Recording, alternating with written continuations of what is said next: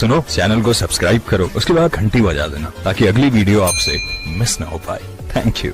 से पाकिस्तान से do more का मुतालबा एक बार फिर से सामने आ गया है और आईएमएफ का ये कहना है कि बिजली और गैस की कीमतें बढ़ाई जाएं। इसके अलावा आईएमएफ ने सर्कुलर डेट और बिजली की नुकसानात भी कम करने पर जोर दिया है। जो टारगेट दिया गया है पाकिस्तान को वो ये कहा गया है कि जुलाई से सितंबर के दरमियान पाकिस्तान ने 1000 अरब रुपए इकट्ठा करके आईएमएफ को रिटर्न करना है। इस किस्म के जो टैक्सेस हैं उस हवाले से बात की जा रही है, लेकिन हुकूमत आईएमएफ का ये मुतालबा मानने के लिए राजी होती है नहीं, इस पर बात कर लेते हैं। नासिर चुगताई साहब, आप समझते हैं गवर्नमेंट मानेगी आईएमएफ की शराइत को, इस डू मोर के मुतालबे को? देखिए, गवर्नमेंट ने मुआहदा किया हुआ आईएमएफ से, आईएमएफ की शराइत के ऊपर, और वो जब भी आईएमएफ शर्त लगाती है तो वो इस मुफाद उसके अपने मुफाद में होती है कि ये इतना टैक्स लगा दें कि मेरा कर्जा वापस कर सकें। वो गारंटी लेती है इस बात की कि आप कर्जा वापस करने के लिए इक़दाम करेंगे। तो हुकूमत को जो इक़दाम तजवीज़ किए आईएमएफ ने, हुकूमत ने वो करने हैं, चाहे ना चाहें, रोएं गाएं, कुछ भी करें, माजी की हुकूमतों को बुरा भला कहें, 72 साल के निज़ाम को बर्बाद कर दें बुरा, लेकिन करना वही है। आईएमएफ के पास आप गए थे, देर से गए ताख़िर से गए, ये एक अलग बहस है, लेकिन जब आईएमएफ आती है तो अपने साथ एक बंडल लाती है कंडीशंस का, शराइत का, कि जी आपके हाथ में ये हथकड़ी होगी। तो हथकड़ी हमने पहन ली हुई है, हमने पहन ली, मजबूरी है हमारी, और दुरुस्त पहनी हुई है हमने। अगर हम नहीं पहनते तो हमारा हाल बहुत बुरा होता। सही। मोना, एमबीसी ने भी कहा कि गवर्नमेंट ने आईएमएफ से मुआहदा किया हुआ है। मैं एक पॉइंट यहाँ पे ऐड कर लूँ कि अगर मुआहदा आईएमएफ से है तो एक वादा आवाम से भी है, इस साल के बजट में किया गया कि दिसंबर 2020 तक अब बिजली और गैस की कीमतों में इजाफा नहीं किया जाएगा। तो बताइए, फिर मानेगी मुतालबा ये गवर्नमेंट? जी बिल्कुल ज़रियाब, आप बिल्कुल सही कह रहे हैं, आपने अच्छा रिमाइंड कराया है और मैं उम्मीद करती हूँ और इंशाल्लाह, बस क्या मैं बोलूँ कि आपके वादे पे को वो ज़्यादा वफा करें और आईएमएफ के वादे को कम वफा किया जाए। लेकिन बात ये बिल्कुल दुरुस्त है, आईएमएफ अपने साथ एक शराइत का अंबार लेके आता है। आईएमएफ का साइकिल एक विशेष साइकिल है। इस दफ़ा आईएमएफ के साथ हम जिस डील में है वो उसमें शराइत और मुश्किल है और काफ़ी वीक ग्राउंड्स पे है पाकिस्तान। एफएटीएफ की तलवार अलग हमारे सर पे लटक रही है। आईएमएफ इस दफ़ा बड़ा वेटेज दे रहा है, ये भी एक हैरत की बात है कि जी एफएटीएफ ने आपको ये कहा है तो वो कहा है वगैरह वगैरह। मुझे लगता है कि ये बाकी इनको करना पड़ेगा। अगर ये इस्लाहात नहीं करते हैं तो इनको इसी तरह से टैक्स कलेक्ट करना पड़ेगा, यानी कि इनडायरेक्ट टैक्सेस का इन्हिसार करना पड़ेगा। इसके अलावा मुझे कोई और रास्ता समझ नहीं आ रहा।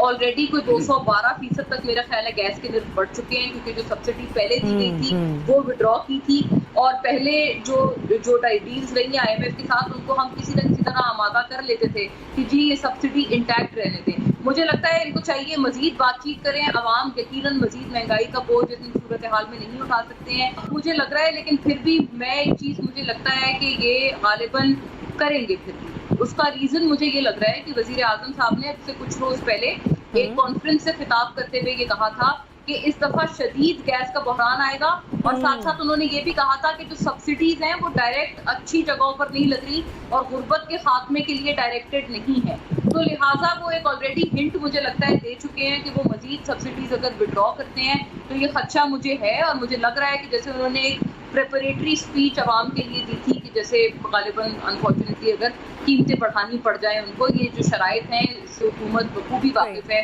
इकोनॉमिक टीम को भी बखूबी पता है कि ये शराइत हैं आईएमएफ की तरफ से जिनको वो बहुत हार्ड प्रेस कर रहे हैं पाकिस्तान को। जनरल साहब, मोना कह रही है प्राइम मिनिस्टर ऑटोमेटिकली एक इंदिया दे चुके हैं अवाम को, वो प्रैक्टिकली भी ऐसा ही करेंगे, मान लेंगे मुतालबा आईएमएफ का? देखिए ज़रियाब, ये गलती वहां से हुई या होती है जब हम आईएमएफ के पास जाते हैं। कर्जा वैसे भी बुरी चीज है, लेकिन आईएमएफ का कर्जा तो बहुत ही बुरी चीज है, क्योंकि वो किसी भी मुल्क की इकोनॉमी को ठीक करने के लिए नहीं देते, वो आपको बर्बाद करने के लिए देते हैं। उनके 3-4 मुतालबे होते हैं। वो ये कहते हैं कि जनाब अपने जो एसेट्स हैं वो बेचें, यानी प्राइवेटाइजेशन को तेज करें। वो कहते हैं कि आप अपने बिजली और गैस वगैरह की चीजों इनकी कीमतें बढ़ाएं। जब आप इनकी कीमत बढ़ाते हैं तो आपकी कॉस्ट ऑफ प्रोडक्शन फैक्ट्रीज में बढ़ जाती है, जिसकी वजह से आपकी एक्सपोर्ट्स बैठ जाती है, क्योंकि इंटरनेशनल मार्केट में आप कंपेटेबल नहीं रहते। फिर वो आपको कहते हैं अपना डिस्काउंट रेट बढ़ा दें, डिस्काउंट रेट यानी बैंकों में जब आप मार्कअप की शरह बढ़ाते हैं तो वो बिजनेस जो है वो बैठ जाते हैं इस वजह से कि कर्जा बड़ा महंगा हो जाता है। आपने देखा हमारा डबल डिजिट्स में और बड़े ज्यादा रेट्स थे। और उसके साथ साथ फिर आपको टैक्स रिफॉर्म के नाम पे वो कहते हैं एडिशनल टैक्स लगाएं। उनको गर्ज होती है सिर्फ आपसे अपने पैसे वसूल करने की, उससे ये गर्ज नहीं होती उनकी कि ये कर्जा जो दिया है इससे कोई इनकी फलाह व बहबूद का काम होगा, वो तो होता नहीं। तो आपकी जब एक्सपोर्ट भी नहीं बढ़ेगी, कारोबार भी आपका एक्सपेंड नहीं होगा क्योंकि आपके मार्कअप रेट वगैरह इस तरह के हैं, तो फिर ले दे के आप लोगों की जेबों से निकालेंगे, इसके अलावा तो हाल ही कोई नहीं। तो आज नहीं बढ़ाएंगे तो कल बढ़ा देंगे, ये बढ़ेंगे सही, इसके अलावा कोई चारा नहीं है। क्योंकि आपने जो कर्जा लिया वो आपने अदा करना है और वो जिनसे लिया है वो आपको अपनी टर्म्स जो है वो डिक्टेट कर रहे हैं, वो बता रहे हैं कि जी हमें पैसा चाहिए वापस, ये काम करें ताकि हमें नजर आए कि आप पैसा इकट्ठा कर रहे हैं। तो ये एक मसला है जहां पे मेरा ख्याल है कि कीमतें बढ़ेंगी। इब्राहिम, आपको पॉइंट क्या है इस पर? देखें, जब ये हुकूमत आई तो इस हुकूमत का ये मौक़िफ़ था कि इन्हें बहुत बुरे हालात में मईशत मिली और इन्होंने कहा कि कर्ज़ों का बोझ भी बहुत ज़्यादा है और हमें इस्लाहात लेके आनी है। अब पहला पूरा साल इन्होंने कहा कि हम इस्लाहात करेंगे और उसमें लोगों को मुश्किलात का सामना करना पड़ेगा, लेकिन उसके बाद 1 साल के बाद हमारी इकॉनमी टेक ऑफ करेगी और लोगों को रिलीफ भी मिलेगा।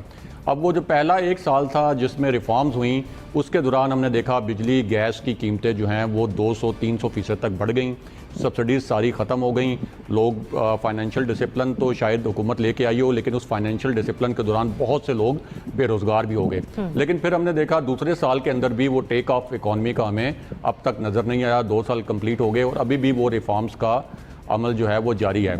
अब हुकूमत जो आपको मैक्रो जो इंडिकेटर दिखाती है, मिसाल के तौर पर कि आपका करंट अकाउंट डेफिसिट जो है वो बड़े अच्छे तरीके से मैनेज हो गया है, आपकी एक्सपोर्ट्स बढ़ गई हैं, आपका ज़र मुबादला जो है वो रिकॉर्ड अब बन रहे हैं जो पाकिस्तान में आ रहा है, लेकिन अवाम देखते हैं कि उनको ग्राउंड पे क्या मिल रहा है, यानी माइक्रो लेवल पे कुछ नहीं हो रहा। माइक्रो लेवल पे ये जो बड़े फिगर हमें बड़े अच्छे नज़र आते हैं, असल तो मसला ये है कि अवाम को इनका क्या फ़ायदा हो रहा है।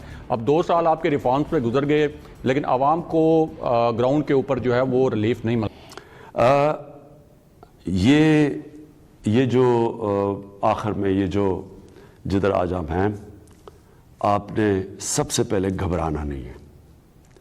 हम मुसलमान हैं, हमारा ये ईमान है कि ज़िंदगी मौत अल्लाह के हाथ में है, लेकिन हमारे नबी सल्लल्लाहु अलैहि वसल्लम वाज़े तौर पे कहते हैं कि एहतियात करो कि अगर आपका ऊँट अगर आपको डर है कि भाग ना जाए तो अल्लाह से दुआ करने से पहले उसको बांधो, एहतियात करो। सब के लिए ज़रूरी है कि आप इसके लिए एहतियात करें, घबराने की कोई ज़रूरत नहीं है। बाहसियत कौम हम इसका मुकाबला करेंगे और इंशाअल्लाह हम ये जंग जीतेंगे। सुनो, चैनल को सब्सक्राइब करो, उसके बाद घंटी बजा देना ताकि अगली वीडियो आपसे मिस ना हो पाए। Thank you.